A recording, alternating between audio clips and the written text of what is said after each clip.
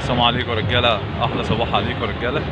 النهارده الاثنين 6/9 في نادي المهندسين اهو. طبعا البحر بره عالي قوي قوي، فجينا نتسلى كده في الحوض بامر الله كده. لو ربنا رضانا بحاجه، انا رميت رميه كده خدت بطاطايه، ولو ربنا كرمنا بحاجه ثانيه كده هصورها لكم. شغال بوصه 6 متر اهي، وشعر فوق 25 وتحت 15 والشلات 16 فرنساوي، وعلى الله التسهيل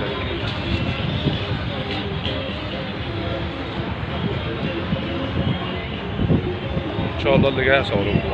دي اول بطاطايه يا رجاله خدتها، وعلى الله التسهيل كده ان شاء الله. اللي يجي تاني هصوره لكم. خدت جلنفشايه رفيعه كده بس وقعت، اكل على عايم، فهجرب عليه، هقصر كده واجرب عليه، ولو ربنا كرم ان شاء الله اصور. استنونا رجاله. اول جلنفشايه يا رجاله، وعلى الله التسهيل. شغاله على العجينه بامر الله. اللي جاي احلى بامر الله. بصوا حاله البحر يا رجاله.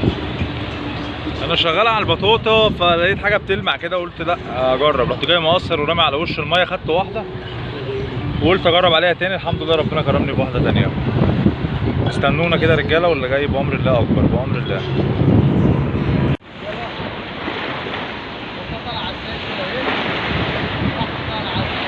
اهلا صباح عليك.